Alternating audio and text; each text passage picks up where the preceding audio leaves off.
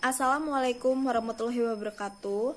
Baik, kami dari kelompok 10 yang beranggotakan Ainun Nisa Khotimah, Dwi Kartika Sari, Anita Ismaulida, Monika Diah Anggraini, Devi Alda Safrina, dan yang terakhir Isna Diara Catherine. Kelompok kami yang membahas tentang BUMD dan sistem anggaran berbasis kinerja. Yang pertama akan saya sampaikan mengenai BUMD atau yang kita kenal Badan Usaha Milik Daerah. BUMD menurut Undang-Undang Nomor 23 Tahun 2014, pemerintah daerah adalah badan usaha yang seluruh atau sebagian besar modalnya dimiliki oleh daerah. BUMD berdasarkan kategori sasarannya terdiri dari dua golongan, yaitu yang pertama, perusahaan daerah untuk tujuan publik, dan yang kedua, perusahaan daerah untuk tujuan peningkatan penerimaan daerah. Tujuan dibentuknya BUMD untuk melaksanakan pembangunan daerah melalui pelayanan jasa kepada masyarakat, penyelenggaraan kemanfaatan umum, dan peningkatan penghasilan daerah. Nah, selanjutnya ciri-ciri BUMD. Yang pertama, memberikan sumbangsih pada perekonomian nasional dan penerimaan kas negara dan daerah tersebut. Yang kedua, mengejar dan mencari keuntungan. Ketiga, pemenuhan hajat hidup orang banyak. Yang keempat, perintis kegiatan-kegiatan usaha. Yang kelima, memberikan bantuan dan perlindungan usaha kecil dan lemah. Yang keenam, melayani kebutuhan masyarakat di daerah tersebut. Dan yang terakhir, memperoleh keuntungan yang akan digunakan untuk pembangunan daerah. Baik, slide selanjutnya yang akan dijelaskan oleh rekan saya, Monik. Baiklah, kemudian di sini saya akan memberikan presentasi dari teman saya dan saya akan membahas mengenai fungsi dari badan usaha milik daerah, di mana ada beberapa fungsi. Yang pertama ada pelaksana kebijakan pemerintah daerah dalam bidang ekonomi dan juga dalam bidang pembangunan. Kemudian ada pemupukan dana bagi pembiayaan daerah, kemudian ada penyusunan kebijakan teknis administratif di bidang investasi dan juga promosi, kemudian kerjasama investasi, pemberdayaan BUMD, serta pelayanan perizinan terpadu. Kemudian terdapat beberapa masalah umum yang dimiliki BUMD. Di antaranya yang pertama itu teknologi yang kita miliki itu masih rendah. Kemudian perusahaan-perusahaan daerah pada umumnya itu memiliki posisi debt to equity ratio tidak menguntungkan, sehingga resiko finansial dari perusahaan itu relatif tinggi. Kemudian juga ada keterampilan pegawai atau skill yang dimiliki oleh tenaga kerjanya itu masih terbatas. Kemudian juga ada kurang berfungsinya badan pengawas, kemudian lemahnya kemampuan permodalan atau modal yang masih minim, kemudian juga ada kondisi mesin atau teknologi yang kita miliki itu masih relatif rendah. Kemudian selanjutnya ada beberapa contoh perusahaan BUMD, yaitu ada BPD atau Bank Pembangunan Daerah, kemudian ada perusahaan daerah air minum atau PDAM, kemudian ada perusahaan daerah angkutan kota atau bus kota, kemudian juga ada perusahaan daerah angkutan antar kota atau bus AKDP dan AKAP, kemudian juga ada perusahaan daerah rumah potong hewan atau PDRPH. Baik, di sini saya akan melanjutkan presentasi yang dilakukan oleh teman saya sebelumnya. Di sini saya akan membawa materi terkait dengan sistem anggaran kinerja. Pada dasarnya, suatu negara ataupun daerah itu memiliki berbagai macam sistem anggaran. Yang pertama itu ada sistem anggaran tradisional, yang kedua ada sistem anggaran kinerja, yang ketiga ada sistem anggaran program, yang keempat ada sistem anggaran dasar nol, yang kelima ada sistem anggaran defisit, yang keenam ada sistem anggaran berdasarkan kegiatan. Di sini saya akan membahas satu persatu dari beberapa macam sistem anggaran tersebut. Yang pertama ada sistem anggaran tradisional. Nah, sistem anggaran tradisional merupakan sistem anggaran berdasarkan objek pengeluaran.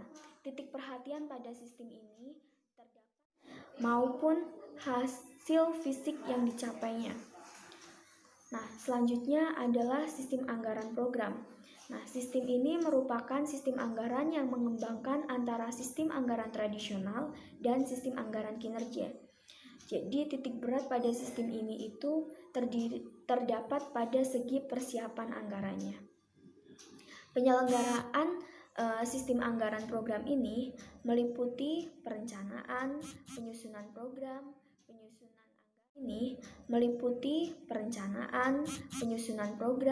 penyusunan anggaran, dan pengendalian yang meliputi pengawasan dan penilaian baik terhadap pelaksanaan program maupun pelaksanaan anggarannya. Nah, selanjutnya adalah sistem penganggaran dasar nol. Nah, sistem ini merupakan sistem penganggaran di mana setiap program pembangunan kegiatan diuji secara keseluruhan pada setiap kali penyusunan anggaran baru. Sistem anggaran ini biasanya digunakan apabila terjadinya gap antara physical capacity dan physical need, atau adanya gap antara penerimaan dan pengeluaran, entah penerimaan lebih kecil dari pengeluaran ataupun sebaliknya. Nah, selanjutnya adalah sistem anggaran berdasarkan kegiatan. Nah, sistem ini merupakan sistem anggaran yang berdasarkan kegiatan, baik kegiatan tetap maupun kegiatan tidak tetap, atau anggaran yang berdasarkan biaya tetap ataupun biaya variabel. Perhatian pada sistem ini terdapat pada segi pelaksanaan dan pengawasan anggarannya, sehingga pada dasarnya sistem ini terdiri dari penyusunan anggaran, pengasahan oleh lembaga yang berwenang, pembelanjaan, pembuatan laporan, dan pertanggungjawaban kas. Selanjutnya adalah sistem anggaran kinerja. Nah, sistem anggaran ini merupakan penyempurna dari sistem anggaran tradisional atau sistem anggaran sebelumnya.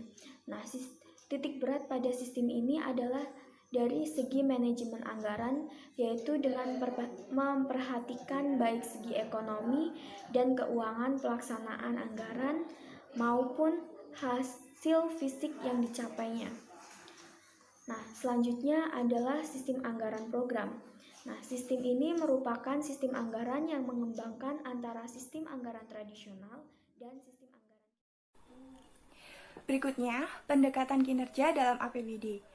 APBD disusun dengan pendekatan kinerja anggaran adalah suatu sistem anggaran yang mengutamakan pencapaian hasil kerja dari perencanaan alokasi biaya yang ditetapkan APBD, yang disusun dengan pendekatan kinerja yang memuat 1. Sasaran yang diharapkan menurut fungsi belanja. 2. Standar pelayanan yang diharapkan dan perkiraan biaya satuan komponen kegiatan yang bersangkutan.